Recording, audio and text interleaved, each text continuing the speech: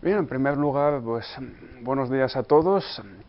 Agradezco a la Fundación Gustavo Bueno que me haya aceptado esta comunicación que voy a dar en el contexto de los 20º encuentros, ¿no?, de filosofía de Oviedo, un momento, diríamos, cumbre dentro de la historia, la trayectoria, pues, de estos encuentros que se mantienen interrumpidos. El tema que voy a tratar ya es bastante conocido, de hecho, pues casi diría que es uno de los temas estrella del materialismo filosófico, es decir, el fundamentalismo democrático como ideología de nuestro tiempo, que es como he titulado yo mi comunicación, es algo de lo que ya se ha hablado, pues, de manera constante aquí en seminarios, en diversas obras. Gustavo Bueno pues ya publicó en su día el panfleto contra la democracia realmente existente en el 2004.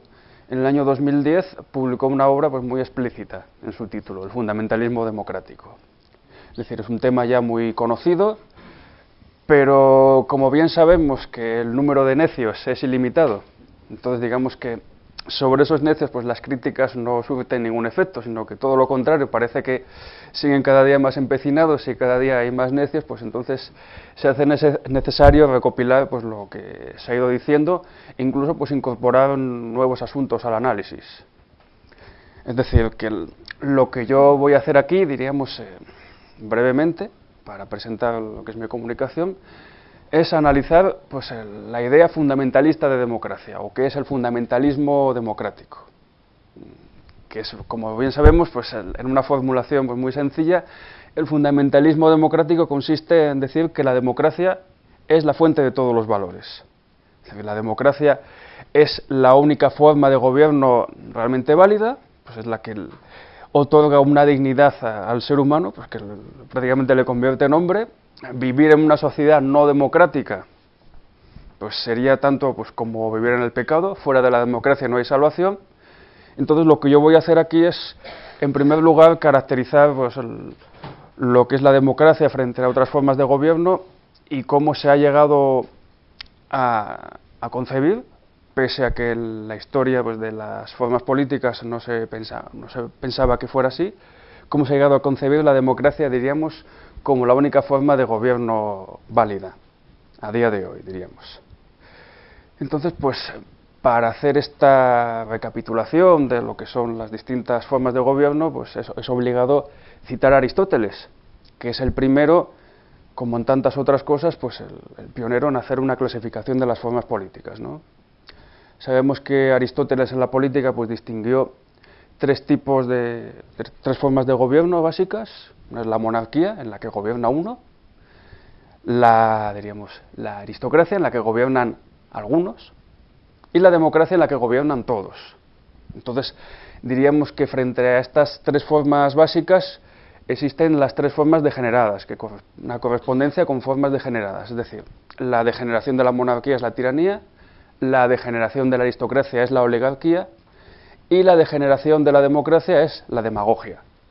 Aunque si uno lee a Aristóteles pues se dará cuenta de que esto no siempre es así, puesto que el principio de la política viene a decir, pues siguiendo a Platón, que la democracia es ella misma demagogia. Entonces la forma originaria no sería la democracia, sino la república, así en general, por decirlo de alguna manera. Esta clasificación, como ya detectó Gustavo Bueno pues, en su día, no es una clasificación empírica, ¿no? Porque ni puede gobernar uno solo, ni pueden gobernar todos, y eso de que gobiernan algunos, pues deja todavía en suspenso más la cuestión. Es decir, es una aplicación, diríamos, pues de los cuantificadores de la silogística, ¿no? El uno, todos, algunos, digamos, aplicado pues a las formas de gobierno.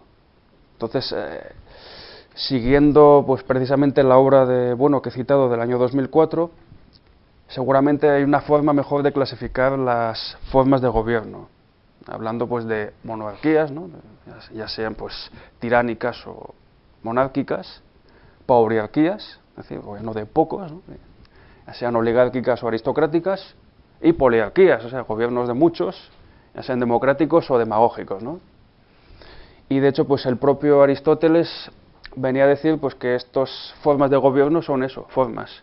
Es decir, tienen que tomar contacto pues con la materia efectiva de lo que es la política. Entonces pues hay una serie de mezclas de regímenes, ¿no?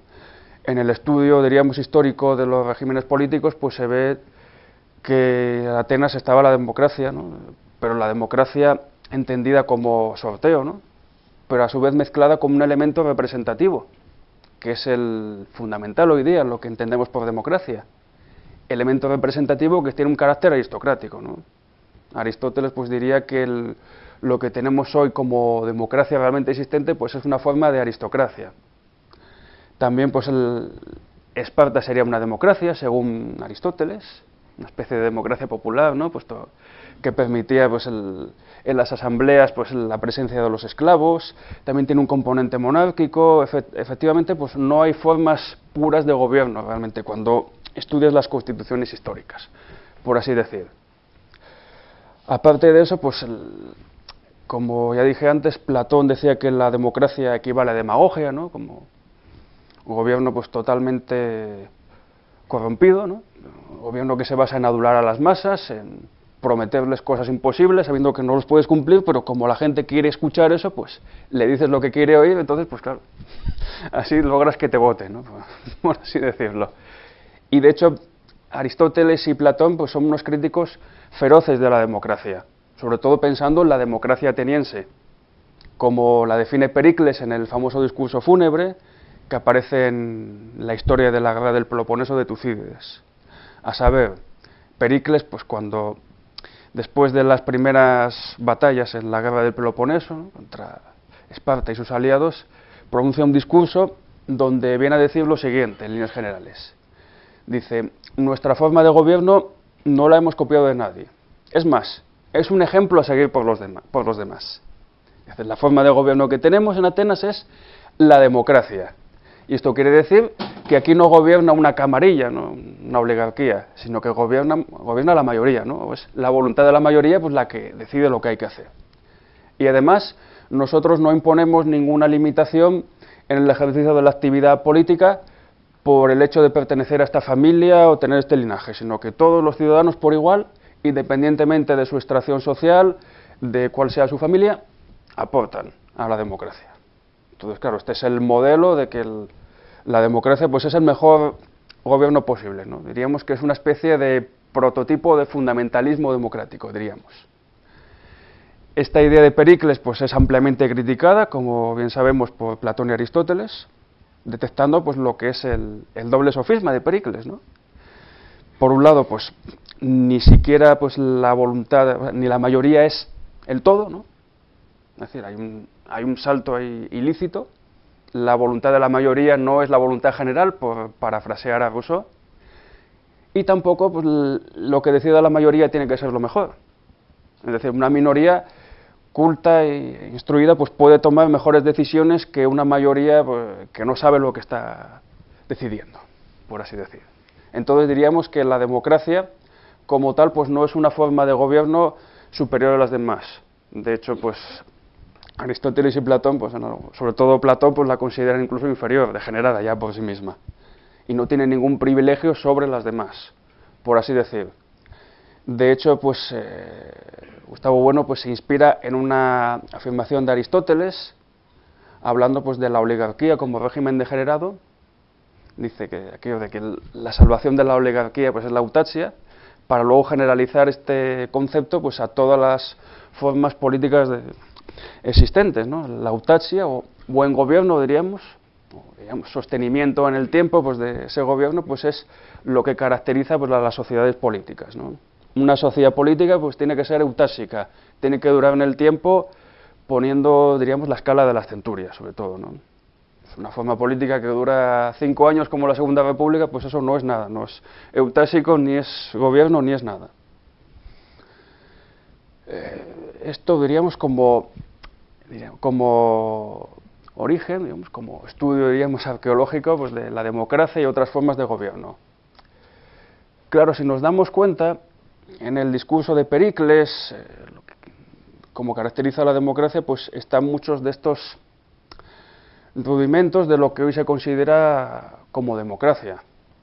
Incluso, pues, aunque digamos que la democracia ateniense tiene una diferencia muy sustancial respecto a las democracias actuales, en un elemento básico, pues como que los atenienses tenían esclavos, y de hecho pues los únicos ciudadanos realmente que participaban de la vida pública pues eran los varones, o sea, los ciudadanos mayores de 18 años. Las mujeres no tenían derechos, por supuesto pues los menores de edad tampoco, los esclavos no tenían derechos, y entonces realmente la población ateniense que participaba de la democracia debía de ser como un 10%, ¿no?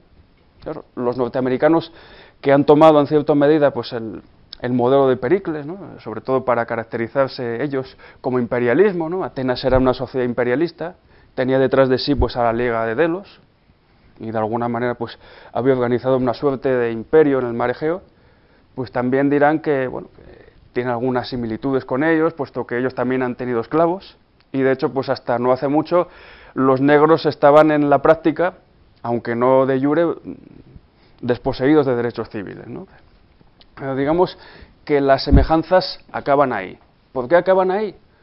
Puesto que además de lo que es el procedimiento, diríamos, tecnológico de la democracia en Atenas, que era sobre todo el sorteo, es decir, lo democrático realmente pues es el sorteo para los cargos públicos, para participar en los jurados y lo que sea, como un elemento representativo también, había cargos selectivos.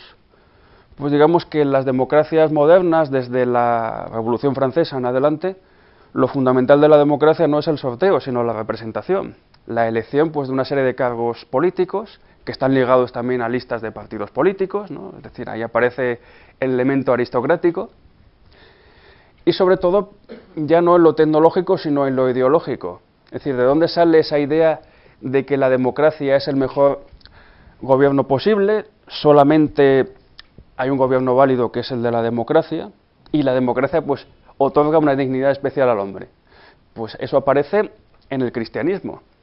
Es decir, la idea del fundamentalismo democrático pues de alguna manera es una derivación de lo que es la idea cristiana del hombre como hijo de Dios, y que por eso está dotado de una dignidad especial y tiene unos derechos por el hecho de ser hombre. Además, Alexis de Tocqueville, en La democracia en América, en el prólogo, pues ya lo dice claramente. Dice, la voz del pueblo es la voz de Dios. Entonces, pues Dios se manifiesta hoy día a través de la democracia. Entonces, lo único que podemos hacer es encontrar la manera de canalizar la marea, ¿no? Esto es incontenible, es decir, el viejo orden del antiguo régimen. Tocqueville era aristócrata, de hecho participó pues en la restauración de los Borbones en su época. Entonces pues veía la democracia ya como algo incontenible. Entonces la voz del pueblo es la voz de Dios, y en el fondo pues ese fundamento de la democracia, ese fundamentalismo pues viene del fundamentalismo cristiano, ¿no? De hecho pues como bien sabemos pues la idea del fundamentalismo pues viene de unos protestantes norteamericanos que se dedicaban además al negocio del petróleo. Y ya no solo eso, digamos que tecnológicamente, aparte pues de esta ideología de la democracia, que tiene pues una serie de... Bueno, tiene también su genealogía, aunque esto pues no lo voy a citar aquí, los que lean mi conferencia pues lo podrán, cuando se publique en el Basilisco, ¿no? Que se va a publicar pronto, como se ha dicho, pues lo podrán leer con más tranquilidad. Como digo, lo que interesa sobre todo en la democracia moderna, aparte de esta, diríamos, ideología, ¿no? Que envuelve pues al proceso tecnológico, pues es, diríamos, el mercado pletórico capitalista, que es al que está ligado. Es decir, en el mercado pletórico en el que los ciudadanos son sobre todo ciudadanos consumidores, que tienen un poder adquisitivo ya considerable y pueden elegir entre los productos que aparecen en el mercado, y eligen libremente, ¿no? A pesar de lo que dice Zizek y otros teóricos revolucionarios que van a salvar también a la humanidad, fundamentalistamente hablando. Pues digamos que el proceso de elección en el mercado pletórico, como ha señalado Gustavo Bueno, incluso pues varios teóricos, politólogos, Robert Dahl o Schumpeter también han señalado cosas parecidas, aunque no idénticas. Digamos que ese proceso de elección, de compra de mercancías, es isomorfo pues al proceso de elección, ¿no? Entre los candidatos de los partidos políticos pues en una democracia, ¿no? Entonces la democracia moderna pues está basada en el mercado pletórico capitalista, ¿no? Sin el mercado no hay democracia. Claro, ¿cuál es el problema aquí de considerar la democracia como la única forma de gobierno válida, de rechazar o desdeñar pues, a los que vivan en una autocracia, diríamos, en una sociedad tiránica, despótica, que no se ajusta a estos cánones. Pues diríamos que la idea fundamentalista que procede de esta manera dicotómica, ¿no? Por un lado democracias y por otro autocracias, es una idea corrompida, ¿no? En el sentido de que tras una apariencia pues, aparentemente sana, ¿no? De que es un pensamiento pues, sano y natural, pues lo que esconde es en realidad pues, una suerte pues, de enfermedad, ¿no? Igual que el huevo tiene un cascarón pues, perfecto, pero luego al abrirlo descubrimos que está corrompido por dentro, ¿no? Entonces la idea del fundamentalismo democrático lo que hace es oscurecer los orígenes de lo que es la democracia y también pues evita que conozcamos, hace que permanezcan en el secreto, pues las fallas, las imperfecciones y los problemas que tiene la democracia, no a título, diríamos, de déficit de algo que se puede corregir en el futuro, ¿no? Metiendo más democracia, sino como algo que está actuando en la democracia misma y que amenaza la propia existencia, por así decir, ¿no?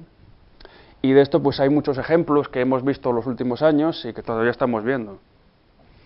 Uno de esos ejemplos pues lo tenemos en lo que llamaron los periodistas la primavera árabe, ¿no? Un poco haciendo la mímesis con la primavera de los pueblos del siglo XIX, ¿no? Aquellas revoluciones que llevaron pues precisamente a una suerte pues de democracia en las nacientes naciones políticas europeas.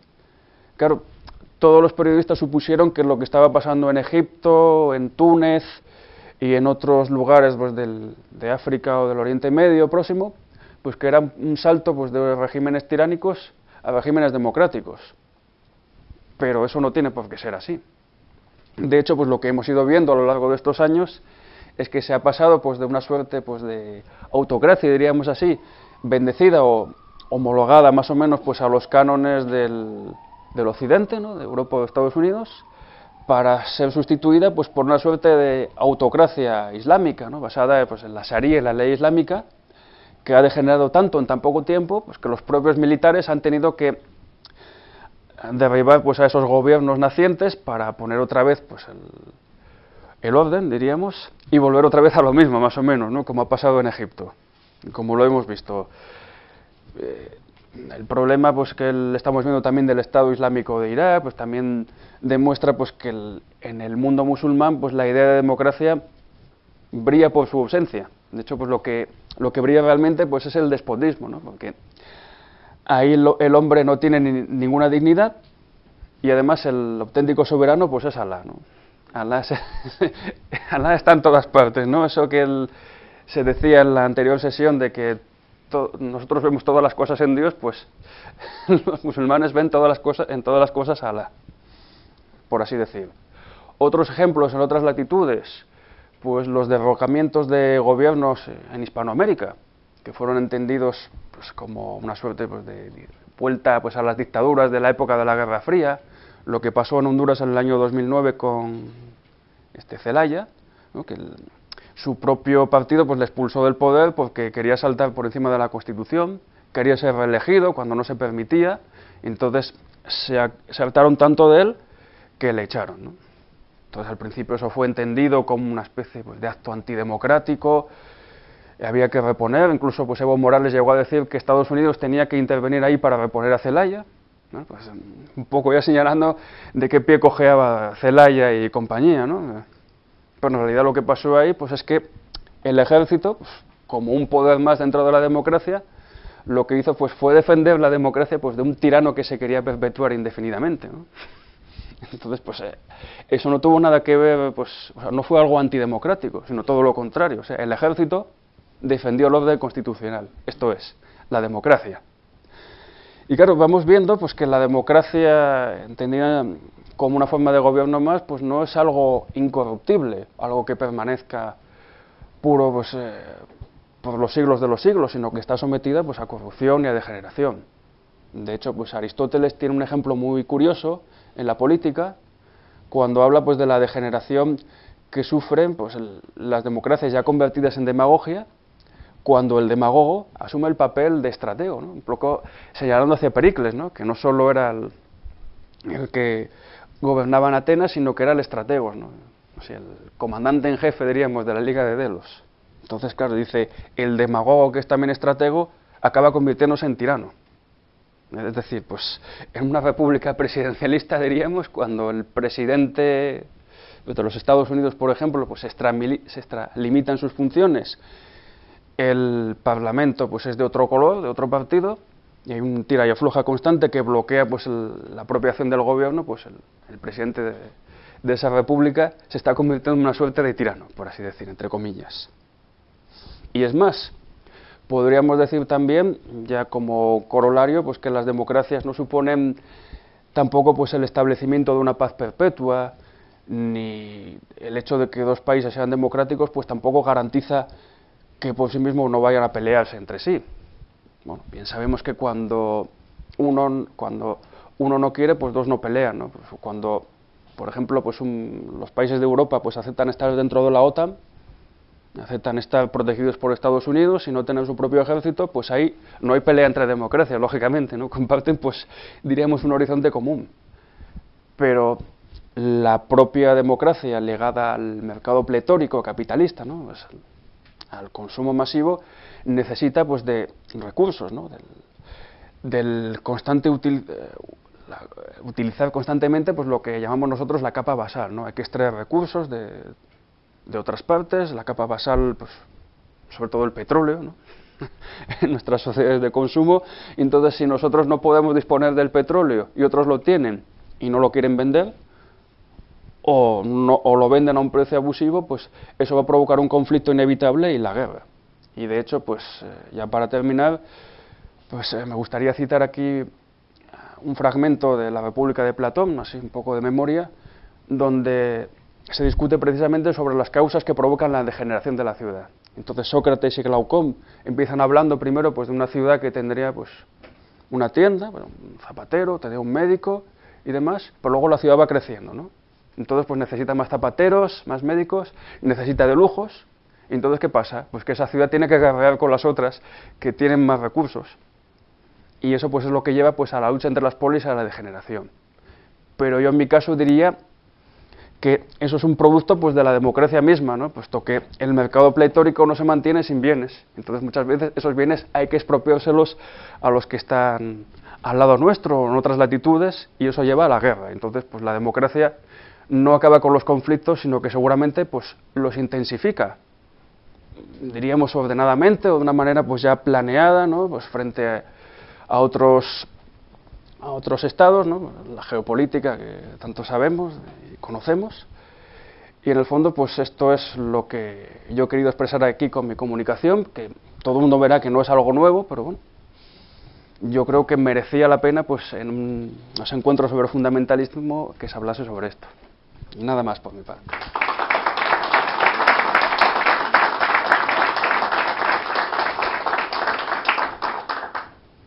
Bien, José Manuel, ha sido clarísimo, pero José Manuel es un verdadero experto en estas cuestiones. Sobre todo democracias americanas, ¿verdad? Y bueno, en general. Y entonces, pues vamos, se agradece mucho una exposición tan clara, ¿verdad? Y con ejemplos ya actuales para que la gente vea el alcance. Yo me permitiría añadir otra cosa en cuanto a las ideas de Platón sobre la degeneración de la democracia.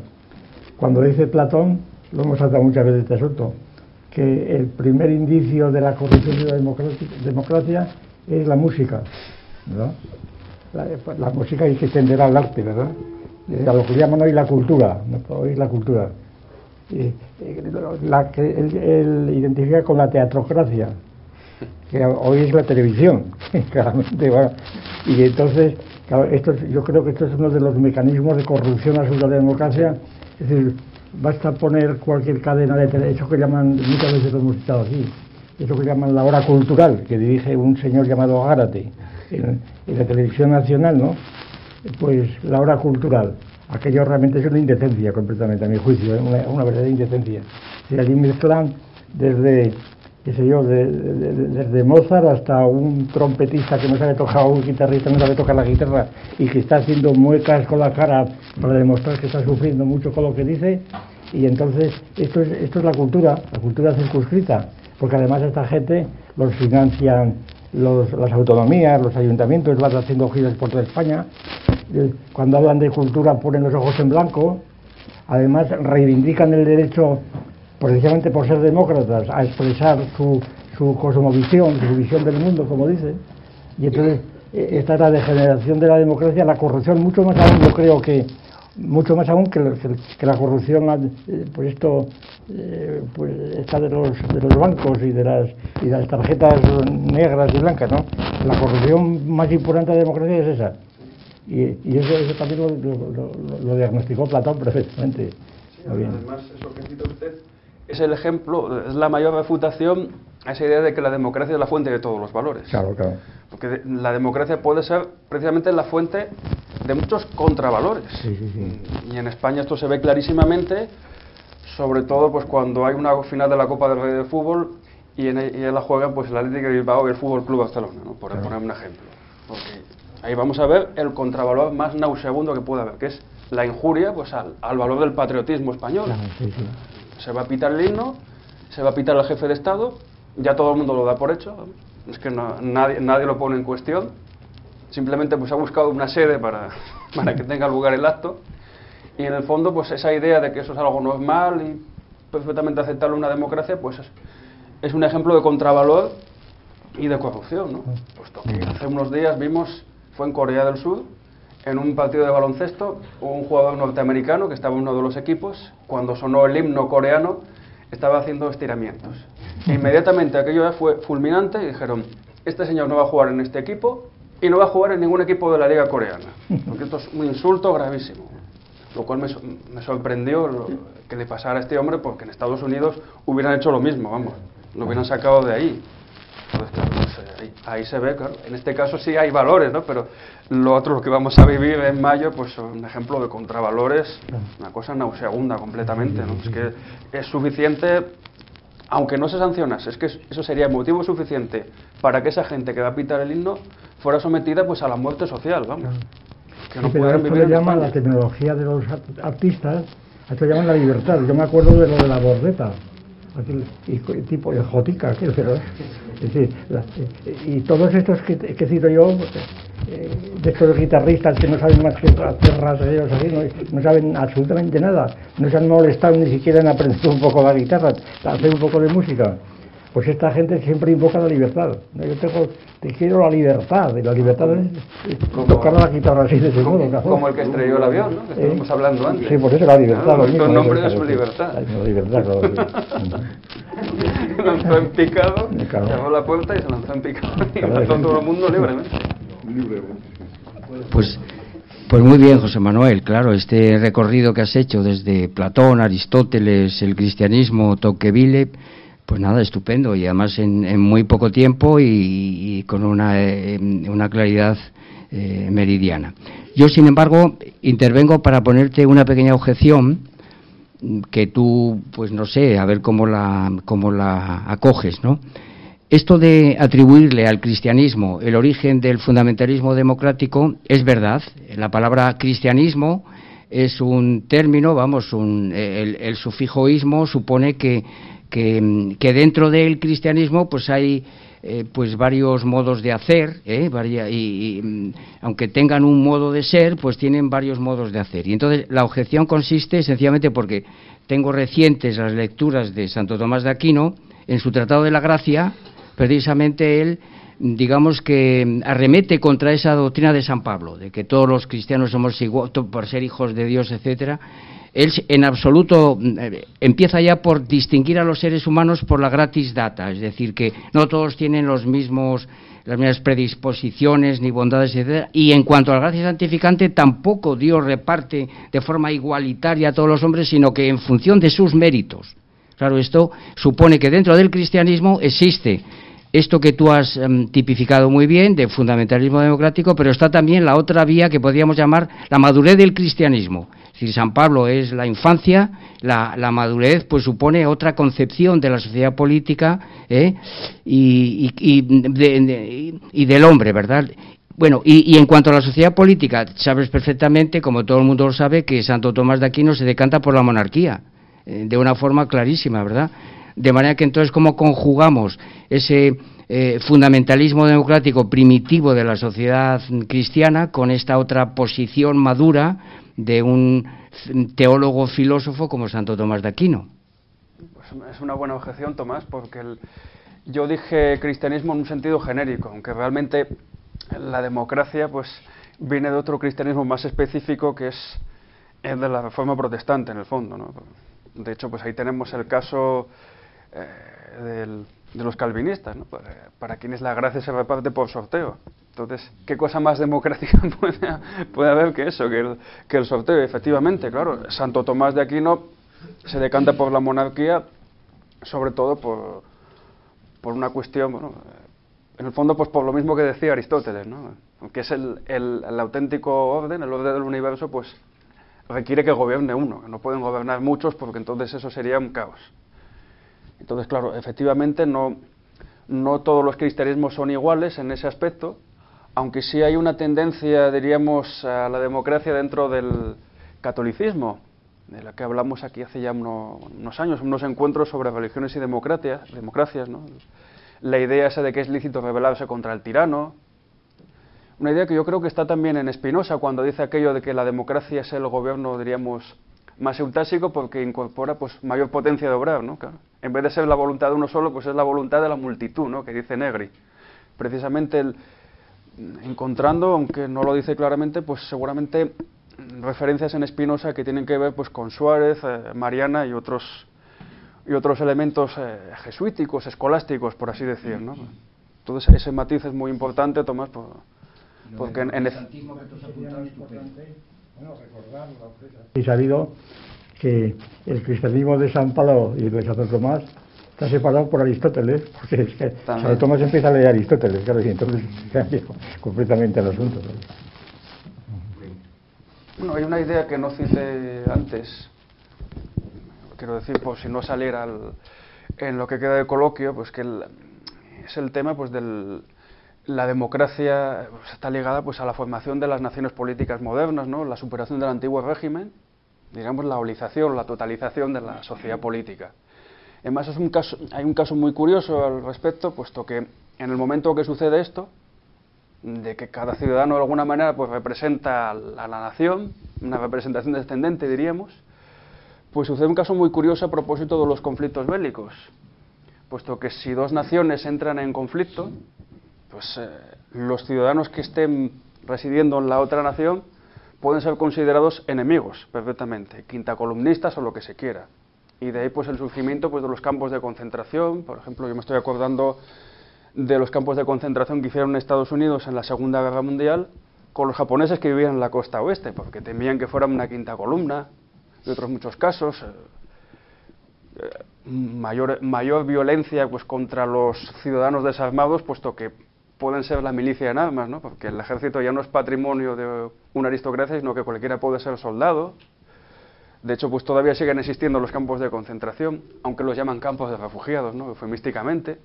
Entonces este es otro contraejemplo, pues, contra la idea de que la democracia pues supone el fin de la violencia y la paz perpetua.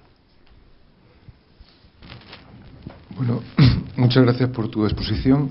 Yo simplemente quería pues apuntar la dificultad material en la hora, por ejemplo, en las clases, ¿no? De cómo combatir la ideología en la que está metido el personal.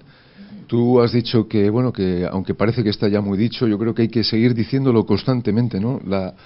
La mentira en la que vivimos, y encima, por ejemplo, en el pupitre del profesor siempre está el diccionario de lengua de la Real Academia Española, y creo que es muy oportuno pues denunciar a esa misma Academia de la Lengua Española en las clases activas, por ejemplo, en filosofía, porque como predominan las clases de lengua y tú vas allí, democracia, gobierno del pueblo y todo eso, creo que viene muy bien para mandar a la porra a todas estas definiciones que solo encubren las realidades que tú has apuntado de alguna manera, y que, bueno, pues viene muy bien el diccionario para destruir ese fundamentalismo lingüístico, porque claro, el análisis es mucho más difícil, y entonces claro, te ves desbordado, pero es que nuestro deber en tanto en cuanto, pues, democracia, igualdad, toda esta cantidad de mentiras que por lo menos hay que someterlas a dialéctica. Y ese creo que tiene que ser uno de los empeños, ¿no? Así que nada, simplemente... Miguel Ángel, de hecho, pues está muy bien que lo cites porque es, yo creo, el empeño fundamental, sobre todo entre vosotros los profesores de instituto, yo creo que es el mito fundamental a criticar. Evidentemente hay muchos, pero claro, es que además sabemos muy bien que lo que le pasó a Sócrates. O sea, Sócrates acabó viendo la cicuta porque criticó la democracia realmente existente, dejó muy a las claras pues todas las fallas que había ahí, y realmente pues hoy día la democracia sigue siendo pues el mito fundamental a criticar. De hecho, pues la democracia es demagogia y no hay más que escuchar pues a Pedro Sánchez, a Pablo Iglesias Turrión, a Susana Díaz y otros muchos para darnos cuenta de eso. Es más, yo diría ya casi en un sentido más vulgar, coloquial, que la democracia es como el timo de la estampita, ¿no? Porque les prometes una cosa muy jugosa a la gente y claro, ¿cómo le va a decir que no a la gente? Pues a que le pagues una pensión o que le pagues 600 euros por el hecho de existir, ¿no? La gente no va a decir que no, nunca. Y al contrario, si le dices que les vas a quitar la paga, no te van a votar en la vida. Y eso es algo evidente, vamos, las razones como las razones. Y ese precisamente es uno de los éxitos, creo yo, de la democracia.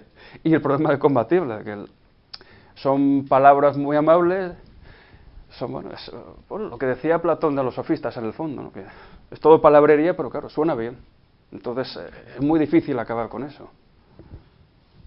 Sí, yo iba a preguntarte, concatenando con esto, sobre todo en el caso de la historia y de la intrahistoria de España desde el 78 para acá, ¿hasta qué punto, yo creo que es así, ¿no? ¿Hasta qué punto el fundamentalismo democrático no está concatenado diaméricamente con otro tipo de fundamentalismos? Sobre todo con lo que podríamos llamar el fundamentalismo ético. Quiero decir, si hacemos una revisión del discurso político de la transición, pues había gente que la palabra ética no la usaba. O sea, hablaba de moral, entendiendo muchas veces, o sobreentendiendo que la fuente de la moral estaba en la normatividad cristiana, fuera el cristianismo que fuera, eso ya ni se discute. Sin embargo, los que digamos, se querían desvincular de su pasado político o de su pasado a la sombra del régimen de Franco, empezaron a utilizar la palabra ética como una especie de marchamo, como una especie de plus democrático, y viendo lo que ha sido la deriva política e institucional de la Universidad Española, donde hay tantas catedráticas de ética que escriben, incluso reciben premios con libros como ¿para qué sirve la ética? Y dice uno, como si la ética fuera algo que viene del cielo o fuera algo que está en las vísceras de las personas, no tuviera que ver con otras realidades como la economía, etcétera, etcétera. Es decir, ¿hasta qué punto el fundamentalismo democrático en España no es deudor de otros fundamentalismos o viceversa, no lo realimenta? El caso del fundamentalismo ético yo creo que es muy claro. Sí, es muy claro. Bueno, de hecho, estas profesoras de ética, que son todas discípulas de Aranguren, que es el padre de ese fundamentalismo ético, pues efectivamente pues han difundido esa idea de la ética como imperativo de la conciencia, ¿no? En un sentido pues kantiano, ¿no? De hecho, pues no hay más que leer este libro de Aranguren, lo estuve leyendo yo el otro día, Ética y Política, ¿no? Pues, que está hablando de todo eso, ¿no? Habla de la eticidad de Hegel, ¿no? Todo lo que se citó en la primera sesión de comunicaciones, eso está ahí metido. Y esto que digo yo de Aranguren es de los años 60, si no me equivoco. O sea, ya se venía incubando, ¿no? Además está el Concilio Vaticano II por en medio, que Aranguren pues lo comenta, ¿no? La crisis del catolicismo pues que nos obliga a buscar otras fuentes, ¿no? Que no son las tradicionales. Y entonces pues esta idea formalista de la ética, ¿no? Además, claro, ya sabemos, ¿no? La distinción entre ética y moral que hace, ¿no? La ética pues es algo que está, diríamos, por encima de la moral, ¿no? La moral es lo que tiene el pueblo llano y la ética es una reflexión sobre lo que dice el pueblo llano, ¿no? Entonces, los profesores de ética somos los que sabemos de ética, ¿no? Y en efecto, pues esto está muy metido, ¿no? De hecho, pues lo escuchamos todos los días, ¿no? Recordamos pues aquella época en la que Felipe González pedía un comportamiento ético a los ciudadanos, ¿no? Seguramente pues habría oído algunas cosas, sonaban unas cosas de Aranguren, ¿no? Y sin duda, pues en el fundamentalismo democrático que se consume en España influyen otros fundamentalismos, influye también un poco pues la historia concreta o la intrahistoria de España, pues ligada a todas estas cosas, ¿no? Que acabo de decir, la crisis del catolicismo, la crisis del régimen de Franco, ¿no? Porque el régimen de Franco ya sabemos que se consideraba como democracia, ¿no? Democracia orgánica y Estado de Derecho. Y entonces seguramente ese fundamentalismo ético es uno de los fundamentos, diríamos, para entender lo de la ruptura, ¿no? La transición, ¿no? De aquí para allá pues no había España, ahora pues existe España pero por consenso, ¿no? Por consenso pues de nuestro imperativo categórico que ha pactado esta Constitución, diríamos, ¿no? Bilbao, que muchos políticos en sus discursos parlamentarios, etcétera, suelen decir ética y moral. No saben muy bien lo que hay. Pues que es la ética y moral, es como geografía e historia, ¿verdad? Algo así. Y luego, últimamente he vuelto a oír otra vez, porque hace falta ética y moral y estética. Ahora sobre todo con el tema de la corrupción, pues y ahora la estética, porque esto se da ética o moral, pero no es estético. Por ejemplo, tener una tarjeta negra. Depende, claro. Las tarjetas black no son muy estéticas ahora, ¿no? Y sin embargo en Andalucía pues eso ha triunfado, ¿no? Claro, sí, claro. O sea, la corrupción, o sea, la denuncia de la corrupción yo creo que ha servido para que el PSOE, pues, yo creo que hasta gane votos, ¿no? Y precisamente el PP, que aparece como, bueno, también como partido manchado por la corrupción, pero a otra escala, y además como el partido de los recortes, ¿no? Pues entonces los andaluces han dicho, pues nuestra paga, el PP, pues claro, corre serio peligro, entonces ¿qué tenemos que hacer? Pues agarrarnos a lo tradicional, ¿no? Y de hecho, pues las prebendas, los ERES y todo esto que hemos visto en Andalucía no va contra la democracia, sino creo que lo refuerza, ¿no? Porque ayuda a que la gente participe, claro, en un sentido u otro, pero participa, ¿no? Una pregunta, José Manuel, aquí. Pues es evidente que la democracia está corrompida, pero funciona.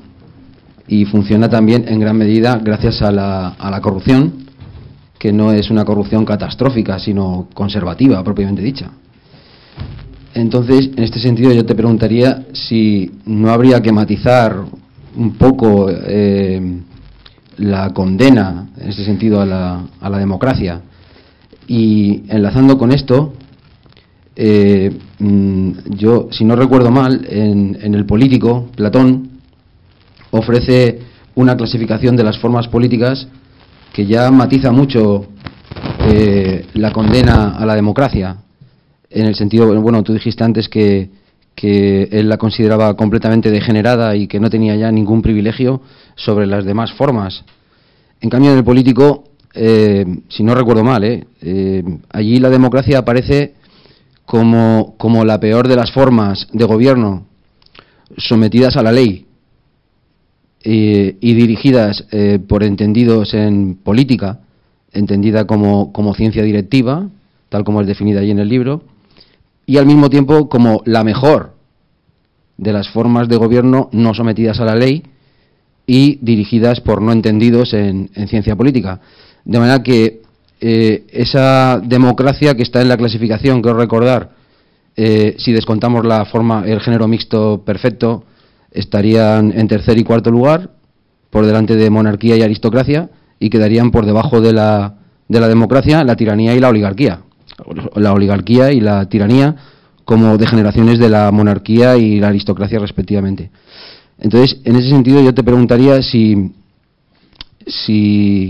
no debiéramos también, a pesar de la corrupción que todos reconocemos en la democracia, pues en la medida en que su corrupción no parece que sea catastrófica o que vaya a conducir a su descomposición o desintegración, pues matizarla un poco en ese sentido, e incluso yo me atrevería a decir que el propio Platón pues estaría incorporándola como fundamento material de ese estado perfecto, digamos, atribuyéndosela a la clase de los productores. Digamos que los productores tendrían que vivir una especie de régimen democrático, de libertad económica, de producción, etcétera. Desde luego no tendrían acceso a los puestos directivos de gobierno del Estado, pero en este sentido pues sí estaría un poco, digamos, incorporada como fundamento material de la forma perfecta de gobierno. Gracias. Sí, bueno, esa matización es muy importante porque, bueno, de hecho, Platón condena la democracia, pero también condena la tiranía y otras formas de gobierno donde diríamos una de las tres partes de las que divide la ciudad, Platón, ¿no? Los gobernantes, los productores y los soldados, cuando predomina demasiado en exceso, ¿no? Diríamos. Ahí es donde se da un régimen, diríamos, imperfecto, ¿no? Frente al régimen del Estado ideal, que es el que propone Platón en la República. De hecho, según me lo ibas diciendo, yo me acordaba del fragmento literal del Político, ¿no? Claro, donde viene a decir, pues, más o menos lo que hoy diría Churchill, ¿no? De que la democracia es lo menos malo, ¿no? De entre las formas de las peores formas de gobierno, pues la democracia es la mejor, ¿no? Más o menos, es lo que viene a decir Platón, ¿no? Porque al fin y al cabo todas son imperfectas, no sirve ninguna. Para mí la que cuenta es la del Estado ideal, de la República, y las otras son imperfectas, en mayor o menor grado. Entonces, claro, la democracia ahí, digamos, que aparece como la menos mala en el Político. Lo cual, pues tampoco es desdecirse sobre lo de la República, sino matizarlo, claro. Sabemos bien que Platón tampoco sistematizó como lo hizo Aristóteles, ¿no? Aristóteles es más funcional en ese aspecto, ¿no? Dice, tenemos estas tres formas, ¿no?